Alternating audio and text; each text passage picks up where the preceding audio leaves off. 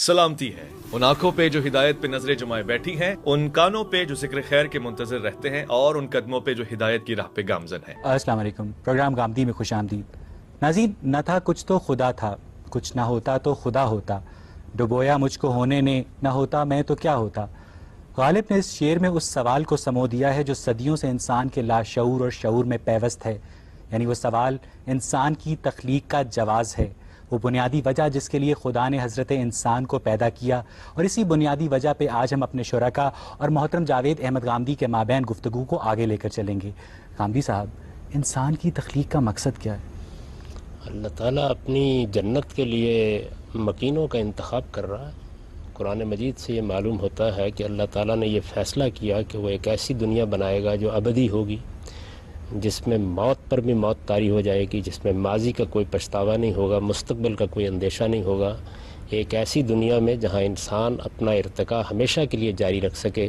جب کسی مخلوق کے انتخاب کا موقع آیا تو اس کے لیے انسان کا انتخاب کیا گیا۔ اس کو بڑی ہی خوبصورت تمثیل میں قرآن نے بیان کیا ہے کہ ہم نے جب یہ فیصلہ کیا کہ ہم ارادہ و اختیار کی امانت پیش کریں تو ہم نے پہاڑوں کے سامنے اس کو رکھا، زمین و آسمان کے سامنے رکھا۔ یہ انسان تھا جس نے آگے بڑھ کر اس کو اٹھا لیا، اور یہی وجہ ہے کہ سب سے بڑا شرف بھی اسی کو ملنے والا ہے کہ یہ خدا کی ابدی جنت کا مکین ہو جائے گا۔ صاحب، آپ نے فرمایا کہ انسان جنت میں اپنی ارتقاء کو آگے بڑھا سکے گا، تو غامدی صاحب، انسان تو اپنی ارتقاء کی اس منزل پر پہنچ چکا ہوگا جہاں وہ اعلیٰ ترین فکری و بشری صلاحیتوں کا مالک ہوگا، تو جنت میں ارتقاء کو آگے بڑھانے سے کیا مراد ہے؟ یعنی انسان جب ایک باشعور مخلوق ہے، وہ اپنے وجود کا بھی شعور رکھتا ہے، اپنے گرد و پیش کا بھی شعور رکھتا ہے، اور آپ نے یہ دیکھا کہ اس دنیا میں جب وہ آیا تو ہزاروں سال کروٹیں لینے کے بعد بالآخر ان 2-3 صدیوں میں اس نے اس کائنات کے اندر کے بے شمار راز دریافت کر لیے۔ تو یہ چھوٹی سی دنیا، یہ عارضی دنیا جو محض اس مقصد کے لیے بنائی گئی ہے کہ یہاں سے اس کے مکینوں کا انتخاب کر لیا جائے، جب اس کے مقابل میں وہ دنیا وجود میں آئے گی تو معلوم نہیں اس کے اندر کیا راز ہوں گے، کیا نوعیتیں ہوں گی، کیا معاملات ہوں گے کہ جن کے اندر انسان اپنے علم، عقل اور شعور کے ساتھ خدا کی ابدیت میں شریک ہو جائے گا۔ غامدی صاحب، انسان کو خدا نے اس لیے پیدا کیا تاکہ وہ جنت کے مکینوں کا انتخاب کر سکے، تو غامدی صاحب بہت سارے ایسے لوگ ہیں جو اس انتخاب کے اوپر اس لیے پورا نہیں اترتے کہ ان کے اندر وہ فکری و بشری صلاحیتیں نہیں موجود ہوتی، تو ان کا کیا ہوگا؟ کسی انسان کے اندر بھی اس صلاحیت کا فقدان نہیں ہے، ہر انسان کو یہ صلاحیت دے کر پیدا کیا ہے، اور جس امتحان میں اس کو ڈالا ہے وہ اس کے اخلاقی وجود کا امتحان ہے، نہ کہ اس کی صلاحیتوں کا امتحان ہے۔ بنیادی صلاحیت ہر شخص میں موجود ہے، اخلاقی وجود کا امتحان کیا جا رہا ہے، اس میں کچھ کامیاب ہو رہے ہیں، کچھ ناکام ہو رہے ہیں، اور اخلاقی وجود کا شعور بھی یکساں دیا گیا ہے، اس کی تعلیم بھی یکساں دی گئی ہے، اس کی ہدایت بھی یکساں دی گئی ہے، اس کے لیے مواقع بھی یکساں رکھے گئے ہیں۔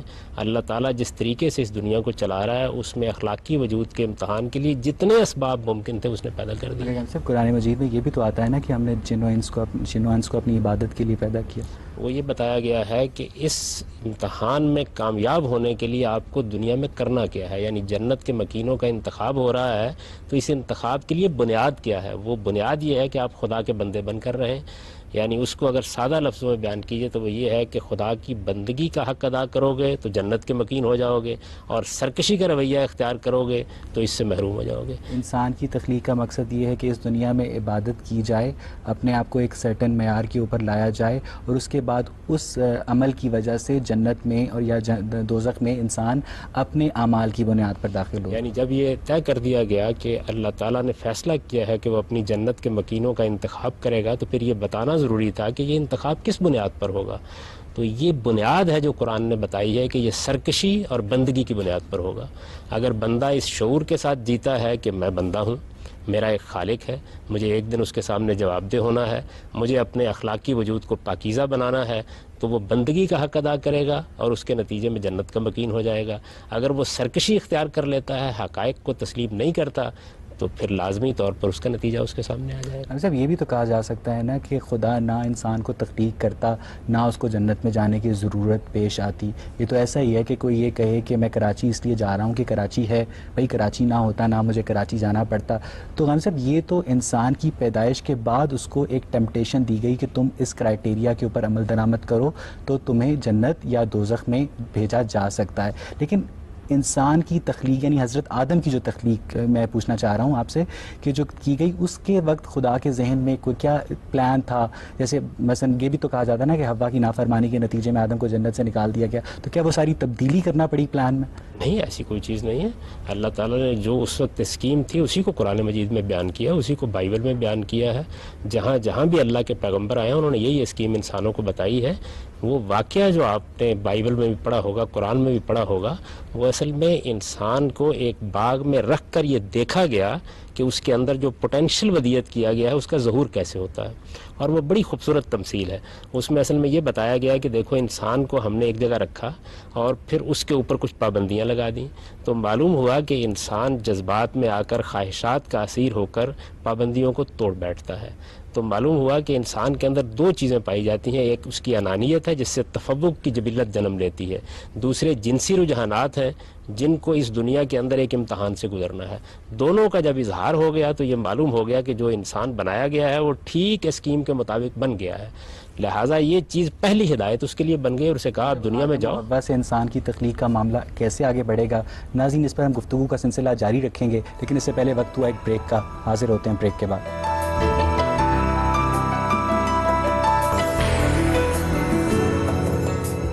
بریک کے بعد خوش آمدید. ہم سب بات ہو رہی تھی آدم و حوا کی پیدائش سے آگے انسان کا جیسا ظہور ہوا اس کائنات میں. تو ہم سب آپ فرما رہے ہیں کہ خدا نے انسان کو، آدم و حوا کو جنت میں رکھ کر اس کی ڈائمنشنز کو، اس کی اسپیسیفیکیشنز کو اسرٹن کیا کہ جس اسکیم کے مطابق میں نے اس کو بنایا تھا یہ ویسا ہی ہے، اور اس کے بعد اس کو کیا کہتے ہیں زمین پر آنے دیا گیا. اور جیسا کہ اقبال نے بھی لکھا، کھول آنکھ زمیں دیکھ، فلک دیکھ، فضا دیکھ، مشرق سے ابھرتے ہوئے سورج کو ذرا دیکھ. تو ہم سب کیا جو پھر حوا کی اور آدم کی نافرمانی کا قصہ ہمیں سنایا جاتا ہے کہ اس کے نتیجے میں، اس کی پاداش میں انہیں جنت سے نکالا گیا، تو وہ کیا تمثیلی ہے؟ قرآن مجید تو یہ نہیں کہتا کہ اس کی پاداش میں انہیں جنت سے نکالا گیا، وہ تو اس کے بالکل برخلاف یہ کہتا ہے کہ جیسے ہی ان کی فطرت کا ظہور ہو گیا ان پر بھی یہ بات واضح ہو گئی کہ ان کو کیا جبلتیں دی گئی ہیں، وہ کیسے کام کریں گی، اور ان کو احساس ہوا کہ انہوں نے حدود سے تجاوز کیا ہے. انہوں نے فوراً توبہ کی، اللہ تعالیٰ نے خود انہیں توبہ کے الفاظ القاء کیے، پھر ان کو برگزیدہ کیا اور ایک بڑے منصب پر فائز کر کے دنیا میں بھیجا. جس جنت کا ذکر آتا ہے وہ بھی اصل میں اسی دنیا کا ایک باغ تھا، اس کے اندر ان کو رکھا گیا، اسی زمین پر رکھا گیا. اس باغ میں ان کے لیے ضروری سہولتیں میسر تھیں تاکہ ان کی فطرت کے اندر جو دو بڑے داعیات ہیں، ایک انانیت جس کی بنیاد پر انسان دنیا کے اندر سرکشی اختیار کرتا ہے، دوسرے جنسی جذبات جو انسان پر بعض اوقات اتنا غلبہ پا لیتے ہیں کہ وہ اعلیٰ اقدار کو فراموش کر دیتا ہے. تو دونوں کا امتحان اس میں کر لیا گیا. تو ہم صاحب جب انسان جنت سے زمین پر آ گیا تو آپ فرما رہے ہیں کہ وہ جنت اسی زمین کا ایک حصہ تھی، تو یہ کیوں آتا ہے قرآن مجید میں کہ ہم نے آدم اور حوا کو جنت سے زمین پر اتارا؟ نہیں، دیکھیے بات یہ ہے کہ جنت عربی زبان میں باغ کو کہتے ہیں. یہ سیاق و سباق بتاتا ہے کہ اس سے مراد دنیا کا کوئی باغ ہے یا اس سے مراد وہ باغات ہیں یا باغ ہے جو قیامت کے بعد وجود پذیر ہوگا. تو اسی دنیا کا ایک باغ تھا، اور یہ قرآن مجید کی عربی زبان کا اسلوب ہے. اہبتو کہا جاتا ہے. مثال کے طور پر یہی لفظ جب مصر کے بارے میں بنی اسرائیل کو خطاب کیا گیا تو وہاں اہبتو مصر میں اتر جاؤ، تو اس کا کیا مطلب ہے کہ وہ کسی جنت سے مصر میں اتر رہے تھے؟ یہ زبان کا اسلوب ہے، اس کو نہ سمجھنے کی وجہ سے لوگ خیال کرتے ہیں کہ اترنے کا مطلب ہے کسی بلندی سے اترے ہوں گے. یہ سر بڑی دلچسپ گفتگو شروع ہو گئی. اس کا مطلب یہ ہے کہ مثلا تاریخ تبریک میں پہلی جلد کے صفحہ نمبر 91 پر حضرت ابن عباس سے ایک روایت منسوب ہے جس میں بیان کیا جاتا ہے کہ آدم و حوا کی پیدائش سے پہلے زمین پر جنات رہتے تھے، اور پھر سورہ بقرہ کی 30ویں آیت کے مطابق جب خدا نے کہا کہ میں زمین پر اپنا ایک نائب بنانے والا ہوں تو فرشتوں نے کہا کہ نا یہ بہت زیادہ خونریزی کرے گا کیونکہ ان کو ارادہ و اختیار تم دے رہے ہو اللہ میاں، اور جو جنات ہیں وہ بھی ارادہ و اختیار کی وجہ سے فساد اور خونریزی کرتے تھے. تو ہم سب جب انسان جنوں کو ریپلیس کر کے اس دنیا میں اگر آئے اس روایت کے مطابق، اور انسان بھی فساد اور خونریزی سے باز نہیں آتے، تو کیا انسانوں کو بھی ریپلیس کیا جا سکتا ہے؟ اور کیوں خدا اپنی جو پروڈکٹ ہوتی ہے جس کو وہ بناتا ہے اسپیسیفیکیشن، اس سے وہ ڈیزائرڈ ریزلٹس اس طرح نہیں لے پاتا جس کی اسے توقع کی جا رہی ہے؟ یہ بات تو دیکھیے یہ مورخین اپنے طور پر بیان کر دیتے ہیں. قرآن مجید اس سارے قصے کو بڑی خوبی کے ساتھ بیان کرتا ہے، اس کی حکمت بتاتا ہے. اس میں اس طرح کی کوئی چیز نہیں ہے. اس میں یہ بیان نہیں کیا گیا کہ جنات کو معزول کر دیا گیا ہے، بلکہ اس سے بالکل برخلاف یہ بتایا گیا ہے کہ جس طرح فرشتے ایک مخلوق ہیں اور اس وقت بھی موجود ہیں، اسی طرح جنات بھی ایک مخلوق ہے، وہ اس وقت بھی موجود ہے، وہ اپنے دائرے میں کام کر رہے ہیں، فرشتے اپنے دائرے میں کام کر رہے ہیں، انسان اپنے دائرے میں کام کر رہے ہیں۔ بلکہ اگر آپ مادے کو دیکھیں تو وہ اپنی ٹھوس شکل میں بھی ہوتا ہے، وہ انرجی کی فارم میں بھی ہوتا ہے، اور وہ لائٹ یا نور کی صورت میں بھی ہوتا ہے۔ بظاہر یہ معلوم ہوتا ہے کہ تینوں سے اللہ تعالیٰ نے تین مخلوقات پیدا کر دی ہیں، فرشتے، جنات اور انسان۔ تو اس وجہ سے یہ تینوں مخلوقات ایک ہی وقت میں کار فرما ہیں۔ چنانچہ قرآن تو ہمیں بتاتا ہے کہ جنات نہ صرف یہ کہ انبیاء علیہ السلام کی دعوت سے واقف ہوتے ہیں، ان کی طرف خود ان کے پیغمبر آتے ہیں، اور رسالت میں آپ صلی اللہ علیہ وسلم کے زمانے میں انہوں نے قرآن کو سنا، اس پر تبصرہ بھی کیا ہے۔ تو ایسا تو قرآن مجید سے نہیں معلوم ہوتا کہ ان کو معزول کر کے یا دنیا سے ان کو جو کچھ بھی ذمہ داری دی گئی تو اسے فارغ کر کے انسانوں کو یہ دنیا کا اقتدار دیا گیا ہے۔ وہ اپنے دائرے میں ایک اختیار رکھتے ہیں، ہم اپنے دائرے میں ایک اختیار۔ یہ تو بڑی دلچسپ بات ہوگی کہ یعنی فرشتے، جن اور انسان یہ تینوں ہی مادے کی مختلف علامات سے پیدا ہوئے ہیں، تو اس کا مطلب ہے ان کو مابعد طبیعتی کیا کہتے ہیں مخلوقات نہیں کہا جا سکتا؟ نہیں، کیوں کہنا ہے؟ اس کی وجہ یہ ہے کہ مخلوقات تو ساری کی ساری اسی دنیا سے متعلق ہے، اس کے ماورا تو صرف ذات خداوندی ہے۔ ذات خداوندی کسی مادے سے تخلیق نہیں ہوئی، اس کی ذات کے بارے میں ہم کوئی علم نہیں رکھتے، وہ آپ سے آپ ہے، اس کا کوئی خالق نہیں ہے، اس کی ذات ہماری گرفت میں بھی نہیں آتی۔ لا تدرک الابصار کی قرآن مجید نے تمثیل اختیار کی، اس کی مثال بھی کسی چیز سے نہیں دی جا سکتی۔ چنانچہ قرآن کہتا ہے لیس کمثلہ شیء۔ باقی مخلوقات جتنی ہیں ان کو ہم سمجھ بھی سکتے ہیں، قرآن مجید کے اشارات سے سمجھ سکتے ہیں، اپنے سائنسی تحقیق سے سمجھ سکتے ہیں، اپنے تجربے اور مشاہدے سے جان سکتے ہیں۔ ٹھیک ہے کام صاحب، یہاں سے ہم گفتگو کا سلسلہ آڈینس کی طرف لے کر چلیں گے۔ جی آپ پوچھیے۔ صاحب، آپ نے جب انسان کی تخلیق کا مقصد آپ سے پوچھا گیا تھا، آپ نے پہلے کہا کہ جنت کے لیے مقیم تیار کرنے کے لیے خدا نے بنایا، تو اس کے بعد پھر یہ بھی ایک بات سامنے آئی کہ خلیفہ ایک بنایا جائے گا دنیا کے لیے، تو اس میں تھوڑا سا کانٹرڈکشن نہیں آ جاتا کہ دو ڈیفرنٹ پرپزز سامنے آ جاتے ہیں؟ نہیں، دیکھیے جنت کے مکینوں کا انتخاب کرنا پیش نظر ہے۔ اب سوال یہ ہے کیسی مخلوق بنائی جائے اس کے لیے، تو وہ ایسی مخلوق ہو سکتی ہے اگر آپ نے انتخاب کرنا ہے جس کو ارادہ و اختیار دیا جائے۔ وہ آیت یہ بیان کرتی ہے کہ ہم نے زمین پر ایک ایسی مخلوق بنانے کا فیصلہ کیا جسے ہم ارادہ اور اختیار دیں گے۔ ارادہ و اختیار کس مقصد کے لیے دیا گیا ہے؟ اس مقصد کے لیے دیا گیا ہے کہ وہ سرکشی کرتے ہیں یا بندگی اختیار کرتے ہیں، یہ دوسری جگہ بتایا گیا۔ اور یہ سرکشی اور بندگی کا نتیجہ کیا نکلنا ہے؟ وہ نتیجہ یہ ہے کہ جنت کے لیے یا جہنم کے لیے انتخاب ہو جائے گا۔ تو یہ پوری بات ہے جو قرآن نے بیان کر دی ہے۔ جنت میں تو فرشتے بھی ڈالے جا سکتے تھے، وہ تو بندگی کرتے رہتے ہیں، تو انسان کا مطلب ایک جان بوجھ کے کانفلکٹ کریٹ کرنے والا مخلوق کیوں بنایا گیا؟ یہی بات یہ ہے کہ یہ تو فیصلہ خالق نے کرنا ہے۔ آپ کے والدین نے فیصلہ کیا کہ وہ آپ کی پیدائش کا اقدام کریں، کر دیا انہوں نے۔ اب اس کے بعد ہمیں تو یہ دیکھنا ہے کہ خالق نے یہ فیصلہ کس بنیاد پر کیا ہے۔ قرآن نے یہ بتایا کہ یوم تبدل الارض غیر الارض والسماوات، ہم یہ سارے سیاروں ستاروں کو جمع کریں گے، یہ ہم نے پہلے ہی بنا کے بکھیر دیے ہیں، اور پھر اس دنیا کے اندر جو ہم نے ایک مخلوق بنائی ہے اس کا انتخاب کریں گے۔ یہ جو انتخاب ہے یہ ہمیں بڑی رفعت دیتا ہے۔ اس کی وجہ یہ ہے کہ ہم نے خود اس کو حاصل کیا ہوگا۔ اللہ تعالیٰ تو دیکھیے بات یہ ہے کہ جس کو چاہتا جنت میں بٹھا دیتا، جس کو چاہتا جہنم میں ڈال دیتا، وہ خالق ہے۔ لیکن اس نے یہ فیصلہ کیا کہ ایک ایسی مخلوق وہ بنائے گا جو اپنے استحقاق پر خود محنت کر کے جنت کو حاصل کرے گی۔ کیا کہنے ہیں اس مخلوق کے کہ جو اس سارے مراحل سے گزرنے کے بعد اتنی اعلیٰ زندگی حاصل کرے گی۔ صاحب یہاں سے گفتگو کا سلسلہ آگے بڑھائیں گے، لیکن ناظرین اس سے پہلے وقت ہوا ایک بریک کا۔ جی آپ۔ صاحب دوسری بات یہ ہے کہ جو بات آ گئی کہ ایک انسان اپنے کس طرح برتاؤ کی بیسس پہ جائے گا جنت یا دوزخ میں، تو اس کے اوپر بھی کافی زیادہ آ جاتا ہے کہ وہ لوگ جو نبیوں کے زمانے میں تھے، وہ لوگ ان کا کرائٹیریا کافی مختلف ہوگا ہم لوگوں کے بارے، کیونکہ ہمارے وقت تو نبوت ختم ہو چکی ہے، تو اب ہم لوگوں کے لیے وہ کافی مشکل نہیں ہو جاتا آج کل کی دنیا میں اس طرح کا اس سٹینڈرڈ پہ اترنا؟ جب لوگوں کے سامنے نبی ہوتے تھے تو اس وقت کافی ڈیفرنٹ ہوتا ہوگا، مطلب فالو کرنا خدا کو یا بہتر ایک انسان بننا۔ تاریخ تو یہ بتاتی ہے کہ اس وقت زیادہ مشکل ہوتا ہے۔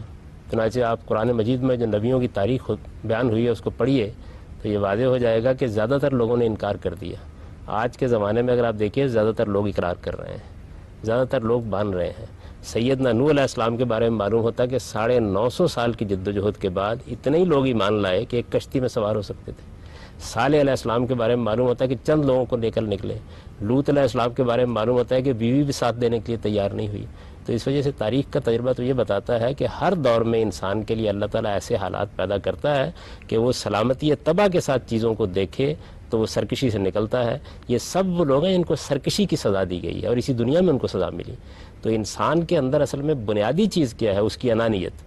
یہ انانیت ہے جو خدا کے سامنے جھکنے کے مقابلے میں کھڑی ہو جاتی ہے. اگر وہ خدا کی معرفت حاصل کر لے اور اپنی بندگی کا احساس کر لے تو سرکشی سے نجات حاصل کر لیتا ہے. جیسے ہی سرکشی سے نجات حاصل کرتا ہے اس کے بعد آج چاہے حقیقت کو سمجھنا 10 لمحے نہیں لگتے سمجھنے میں، اور پیغمبروں کے زمانے میں چاہے تب بھی کوئی وقت نہیں لگتا. آپ کو معلوم ہے کہ پیغمبروں کے زمانے میں ابو جہل تھا، پیغمبروں کے زمانے میں فرعون تھا، پیغمبروں کے زمانے میں شداد تھا، اور قریش مکہ کے اندر رسالت میں آپ صلی اللہ علیہ وسلم نے 13 سال بسر کیے. ساتھ لے کر جتنے لوگوں کو نکلے تھے وہ 200-250 سے زیادہ نہیں تھے. لیکن غامدی صاحب نبوت کے وقت معجزے بھی تو ہوتے تھے. آج بھی ہوتے ہیں. سب سے بڑا معجزہ تو خود قرآن مجید ہے، اس وقت بھی دنیا میں موجود ہے. آپ سوچئے ذرا تھوڑی دیر کے لیے کہ 14 صدی پہلے ایک کتاب نازل کی گئی. بظاہر اگر دیکھیں دنیا کی نگاہ سے تو ایک ایسے شخص پر نازل کی گئی کہ جس کے بارے میں یہ کہا جاتا ہے کہ وہ امی تھا، اس کا کوئی علوم کا پس منظر نہیں تھا، وہ یونان اور روما میں پیدا نہیں ہوا، عرب کے صحراؤں میں اس نے پرورش پائی، اور اس پر ایک ایسی کتاب نازل ہوئی کہ 14 صدیاں گزر گئی ہیں اور اس کے ایک حرف کے بارے میں بھی یہ نہیں کہا جا سکتا کہ سائنس کی تحقیق نے، علم کی ترقی نے، دنیا کے تجربات نے اس کی کوئی چیز غلط ثابت کر دی. غالب صاحب بات یہ ہے کہ ایک حدیث میری نظر سے گزری صحیح بخاری کی، جس کے مطابق ہر 1000 میں سے 999 لوگ دوزخ میں داخل ہوں گے. پھر ایک قرآن مجید کی بھی آیت ہے جس میں یہ کہا گیا، ہمیں بتایا گیا کہ خدا دوزخ کو جنوں اور انسانوں سے بھر دے گا. ہم سب آج بھی جب ہم دنیا کا جائزہ لیتے ہیں تو ہمیں نظر آتا ہے کہ برائی زیادہ ہے. بہرحال اچھے لوگ اس طرح اقتدار میں نہیں ہوتے، اس طرح طاقت میں نہیں ہوتے. ہر طرف ایک شیطانی قوتوں کا غلبہ ہمیں نظر آتا ہے. تو ہم سب اس سے بظاہر دیکھنے میں یہ معلوم ہوتا ہے کہ بہرحال جو زیادہ لوگوں کی تعداد ہے ان کا جو جھکاؤ ہے، انکلینیشن ہے، جنت کی طرف نہیں بلکہ دوزخ کی طرف ہے. تو جب خدا کا مقصد تخلیق یہ ہے کہ وہ جنت کے لیے لوگوں کا انتخاب کرے اور جبکہ زیادہ لوگ دوزخ کی طرف مائل ہو رہے ہیں، تو اس سے کیا ڈیوائن سکیم کے اوپر کوشچن مارک نہیں اٹھتا؟ خدا نے تو انتخاب کرنا ہے، ارادہ دے دیا، اختیار دے دیا، تو انسان ہے جو اپنی بدقسمتی کا سودا کر لیتا ہے. اور دوسری یہ جو بات عام طور پر بیان ہو جاتی ہے تو اس کا مطلب یہ ہے کہ بہت سے لوگ جنت کے مستحق نہیں ہو سکیں گے، وہ ابتداً جہنمی کے مستحق ہوں گے، اور ان میں سے بہت سے ہوں گے کہ جو اپنی اپنی سزا بھگت لینے کے بعد پھر جنت کے مستحق ہو جائیں گے. تو ایک عمل ہے جو وہاں بھی جاری رہے گا اسی طریقے سے. یعنی اگر کسی آدمی نے سرکشی اختیار کی ہے، استکبار اختیار کیا ہے، تو ہمیشہ کی جہنم میں ڈال دیا جائے گا. جو لوگ ایمان کے ساتھ غلطی کر بیٹھے، کوتاہی ہو گئی، کوئی گناہ ہو گیا، ان کے لیے سزا کی مدتیں ہو سکتی ہیں، وہ اس کو گزاریں گے، اور گزارنے کے بعد ایک ارتقائی عمل کے نتیجے میں جنت میں چلے جائیں گے. اس کی تخلیق کا مقصد کہ جب انسان آدم بھی نہیں بنا تھا اس وقت خدا کے ذہن میں کیا تھا کہ میں اپنی جنت کے لیے لوگوں کو منتخب کر رہا ہوں؟ بالکل یہی ہے، قرآن مجید نے بڑی وضاحت سے اس کو بتایا ہے. آپ اگر قصہ آدم ابلیس کی آیات سورہ بقرہ کے شروع میں پڑھیں تو اس میں یہ بتا دیا گیا ہے کہ ہم نے یہ فیصلہ کیا، پھر آدم و حوا کو ہم نے ایک باغ میں رکھا، اس میں جب ان کی فطرت کا ظہور ہو گیا تو ہم نے اسی وقت انہیں بتا دیا کہ اب تمہارے اس سارے امتحان کا نتیجہ نکلنے والا ہے. وہ دیکھیے اس میں الفاظ ہیں فَإِمَّا يَأْتِيَنَّكُم مِّنِّي ہُدًى، پھر میری ہدایت آتی رہے گی وقتاً فوقتاً. جو پیروی کریں گے ان کے لیے نہ ماضی کا کوئی پچھتاوا ہوگا، نہ مستقبل کا کوئی اندیشہ، اور جو یہ پیروی اختیار نہیں کریں گے ان کے لیے پھر تکذیب کریں گے، جھٹلائیں گے، ان کے لیے جہنم کی وعید ہے. صاحب آپ نے ایک جگہ یہ بھی فرمایا تھا ایک پروگرام میں کہ انسان پر ایک حیوانی دور بھی گزر چکا ہے. تو غامدی صاحب اگر انسان کو خدا نے اس لیے پیدا کیا ہے کہ وہ اس کو ایک سلیکشن پروسیس سے گزار کے جنت یا دوزخ کے لیے مستحق قرار ٹھہرائے، تو غامدی صاحب جو لوگ حیوانی دور میں پیدا ہوئے تھے تو ان کی تخلیق کا کیا مقصد تھا؟ وہ تو اس پروسیس پہ عمل نہیں کر سکیں گے نا. ان کی تخلیق کا وہی مقصد تھا جو حیوانات کی تخلیق کا مقصد ہے. یعنی وہ تو انسان ابھی بنے ہی نہیں تھے، اللہ تعالیٰ نے یہ قالب بنایا تھا ان کا. انسان دو چیزوں کا مجموعہ ہے، ایک اس کا قالب ہے، یہ اس کا حیوانی وجود ہے. اس حیوانی وجود کے اندر وہ شخصیت ودیت کی گئی ہے. قرآن مجید اس کو بیان کرتا ہے کہ ہم نے انسان کے حیوانی وجود کو جب پایا تکمیل تک پہنچا لیا، نفخت فیہ من روحی، اس کے بعد اس میں اپنی پھونک پھونکی اور اس کے نتیجے میں اس کو شعور ملا، انسانیت ملی. تو انسانیت جس گروہ کو دی گئی وہ ہے جس کی ابتدا آدم و حوا سے ہوئی ہے. یہ وہ دو انسان ہیں، یعنی ایک آدم اور ایک حوا، جن سے اب انسانیت کی ابتدا ہو رہی ہے. لیکن آدم و حوا تک انسان کے حیوانی وجود کی تشکیل کے بے شمار مراحل ہیں جو پہلے وجود سے انسان نے بشری شعور کی طرف کس طرح سفر طے کیا، اس پر ہم گفتگو کا سلسلہ آگے بڑھائیں گے. لیکن ناظرین اس سے پہلے وقت ہوا ایک بریک کا.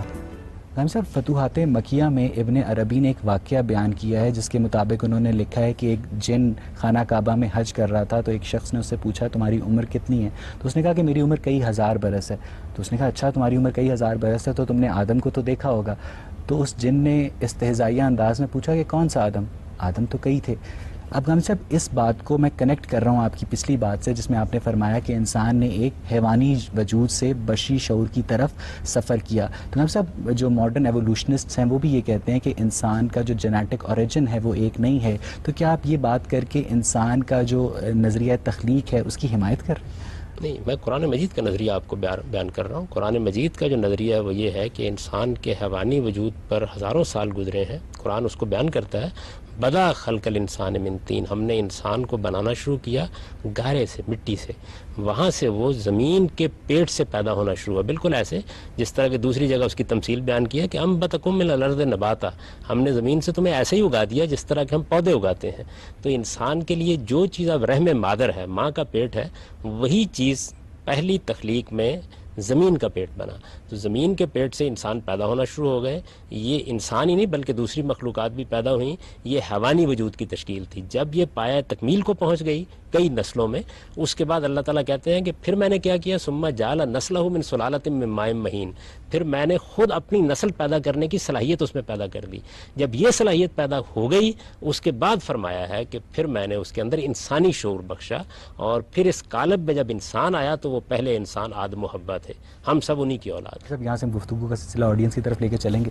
جی آپ پوچھیں. جس کو بہترین دودھ بھی میسر ہے اپنے گھر پہ، بہترین شہد بھی میسر ہے اپنے گھر پہ، پوروں کی اس کے پاس کوئی کمی نہیں ہے، ایسی شراب بھی میسر ہے جس میں مستی بھی ہے، سرود بھی ہے، اس کے لیے جنت میں کیا اٹریکشن ہے؟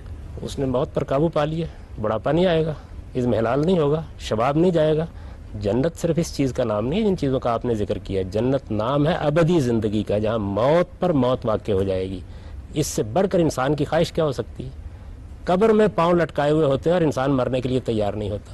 20-25 سال کی عمر میں شباب کی عمر کو پہنچتا ہوں، 15-20 سال میرے شباب کے ہوتے ہیں، اس کے بعد عزم حلال، پھر تو میں اٹھ بھی نہیں سکتا. کہلا یعلم من بعد علم شیئا. میں نے تو اپنی زندگی میں جنت دیکھ لی، میرے لیے بہت پیچھے رہ کے گیا، مطلب میں نے جنت دیکھ لی، اب میرے لیے کیا اٹریکشن ہے؟ موت آئے گی بھی تو آیا کرے، کیونکہ میں نے ایک بھرپور زندگی جی لی. آپ نے جنت کی بڑی معمولی سی جھلک دیکھی ہے.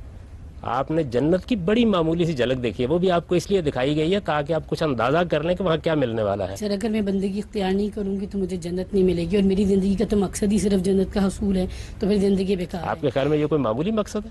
یعنی ابدی زندگی، اٹرنل لائف، جس کے اندر آپ کا شعور ہمیشہ ہمیشہ کے لیے پائیدار ہو گیا، خدا کی ابدیت میں آپ کو اللہ تعالیٰ نے حصہ عطا فرما دیا، یہ کوئی معمولی چیز ہے؟ یعنی مجھے یہ بتائیے، آپ تو زندگی کے چند گھنٹوں کے لیے ترس رہی ہوتی ہیں.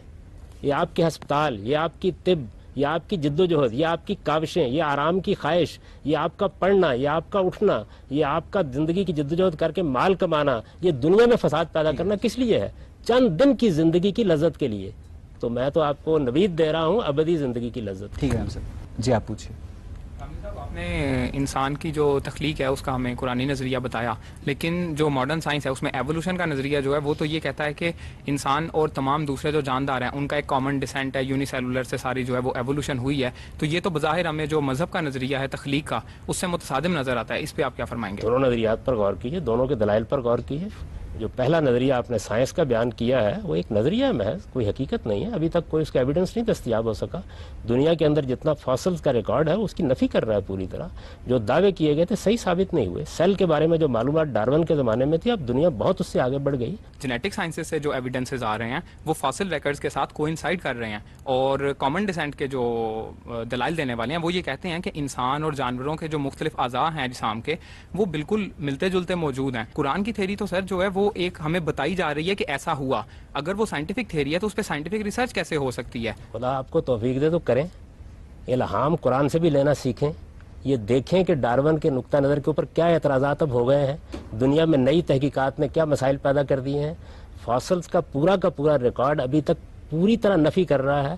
میرا خیال یہ ہے کہ آپ نے صرف اس کے بارے میں کچھ چیزیں پڑھ لی ہیں، کبھی اس کا سائنٹیفک مطالعہ نہیں کیا کہ اس کے اوپر اعتراضات کرنے والے کیا اعتراضات کر رہے ہیں. اب تو دنیا میں اتنا کچھ لکھا جا چکا ہے کہ میرا خیال ہے نوجوانوں کو اس کو پڑھنا چاہیے. ابھی تک یہ کوئی حقیقت نہیں بن سکی، اور اس کے مقابل میں قرآن کا نظریہ موجود ہے. کیجیے تحقیق اس کے اوپر، یہ آپ کو بتائے گا جن چیزوں کے اصل میں ریکارڈ پیش کیے جا رہے ہیں قرآن نے تو اس کا راز کھول دیا ہے کہ وہ اصل میں انسان کے حیوانی وجود کا ارتقا ہو رہا تھا. لیکن سائنٹیفک ریسرچ جو ہے وہ سائنٹسٹ کرتے ہیں، جو اس کی ایک میتھڈالوجی ڈیسائیڈڈ ہے اس کے مطابق کی جاتی ہے. جب آپ جو تھیریز یا جو مذہب ہمیں تھیریز پیش کرتا ہے، اگر اس کی سائنٹیفک بنیادوں پہ ریسرچ نہیں کی جا سکتی تو اس لیے لوگ نہیں کرتے. کیوں نہیں کی جا سکتی؟ سائنسی ریسرچ کو آپ جانتے ہیں کیسے ہوتی ہے؟ پہلے ایک مفروضہ ایک بڑے آدمی کے ذہن میں آتا ہے، پھر اس کے بارے میں ایویڈنس تلاش کرنا شروع کیا جاتا ہے. یہ بھی ایک مفروضہ تھا جو ڈارون نے پیش کیا. ڈارون نے کسی حقیقت کو نہیں بیان کیا تھا.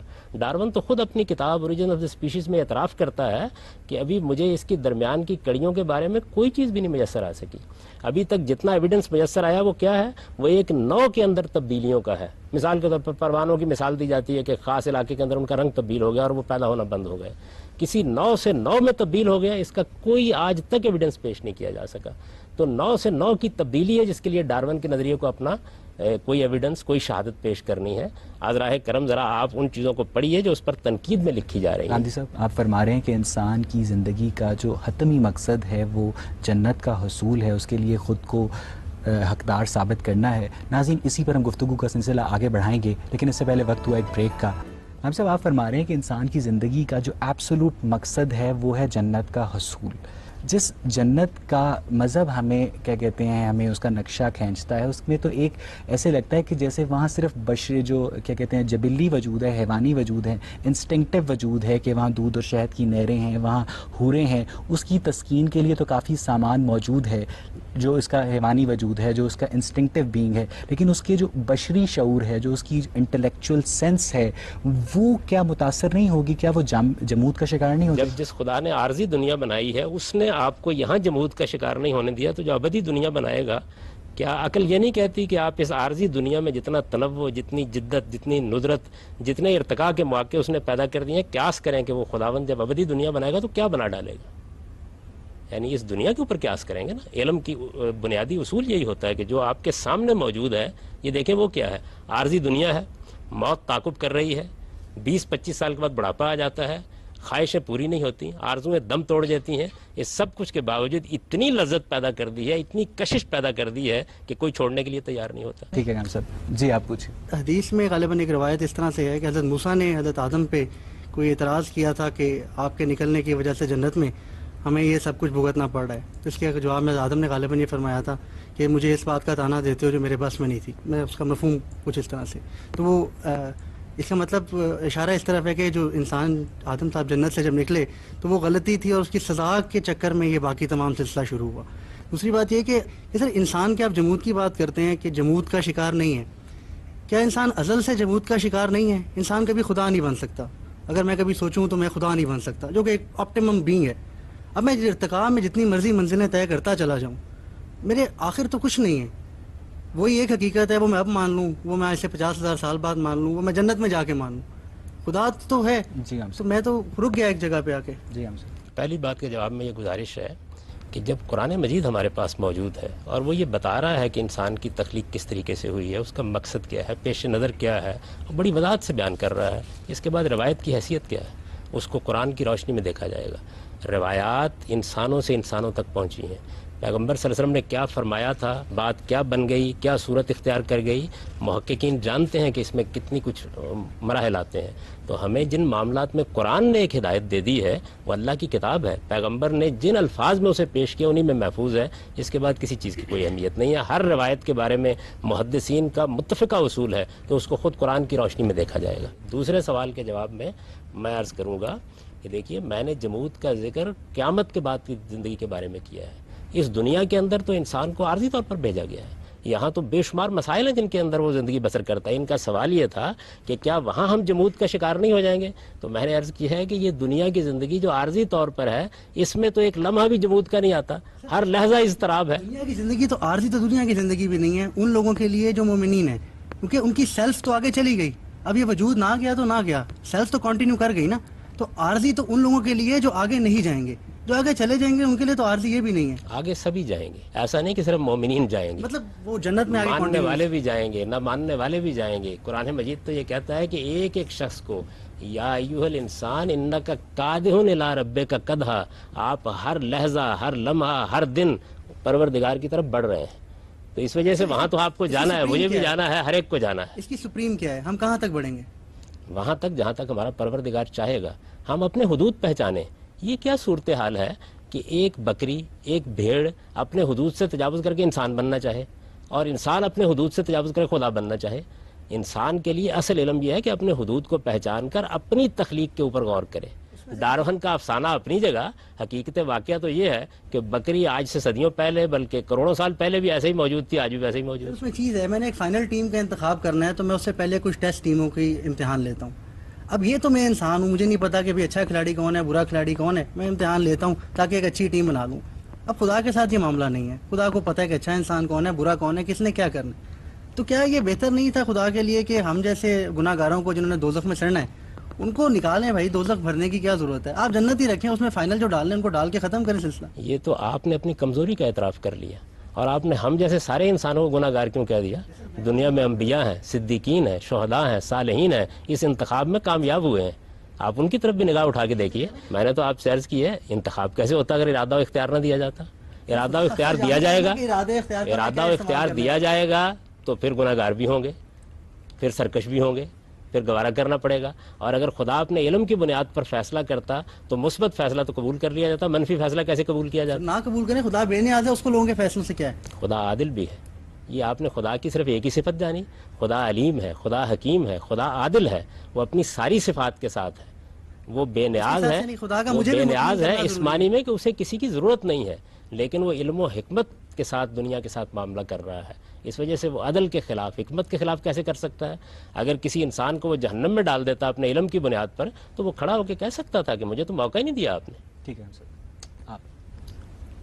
خدا کہ انسان کا بنیادی مقصد یہ ہے کہ وہ جنت جائے، اور ہم مسلمانوں اور ایک سلیکشن پروسیس سے بھی گزریں گے اس جنت میں جانے کے لیے.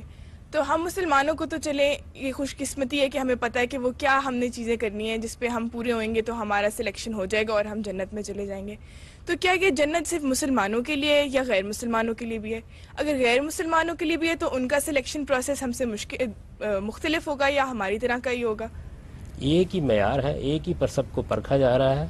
جتنے بھی لوگ جن کو آپ غیر مسلم کہتے ہیں ان کے کبھی آپ کتابوں کو پڑھیں، ان کے اہل علم سے ملیں، وہ سب اسی کی تمنا میں جی رہے ہیں. بائبل بھی یہی بیان کر رہی ہے، وید بھی یہی بیان کر رہے ہیں، قرآن بھی یہی بیان کر رہا ہے. تو وہ سب جنت کی دوڑ میں لگے ہوئے ہیں. ایسے تو نہیں ہے جیسے اگر آپ کہتے ہیں کہ خدا کی بندگی کو ماننا ہے تو بہت سے لوگ ہیں جو فری میسنریز بھی ہیں، وہ تو شیطان پرست ہیں. بہت سے لوگ ہیں جو ہندو بھی ہیں جو ایک سے زیادہ خدا کو مانتے ہیں، تو ان کی بندگی میں ویسی فرق آ جائے گا. تو پھر ان کے لیے جنت کا کوئی وجود نہیں ہے یا ان کے لیے جنت بنائی نہیں گئی ہے؟ جنت تو سب انسانوں کے لیے ہے. سب انسانوں کے لیے خدا نے جنت بنا دی، ارادہ و اختیار دیا. اس کے بعد بتایا کہ اس کا معیار کیا ہے. وہ ایک ہی معیار ہے، اور وہ معیار قرآن مجید نے بھی بیان کر دیا، بائبل نے بھی بیان کر دیا، تمام الہامی صحیفے بیان کرتے ہیں. وہ معیار یہ ہے کہ خدا کی سچی معرفت، اس کے حضور میں جواب دہی کا احساس اور اچھا عمل.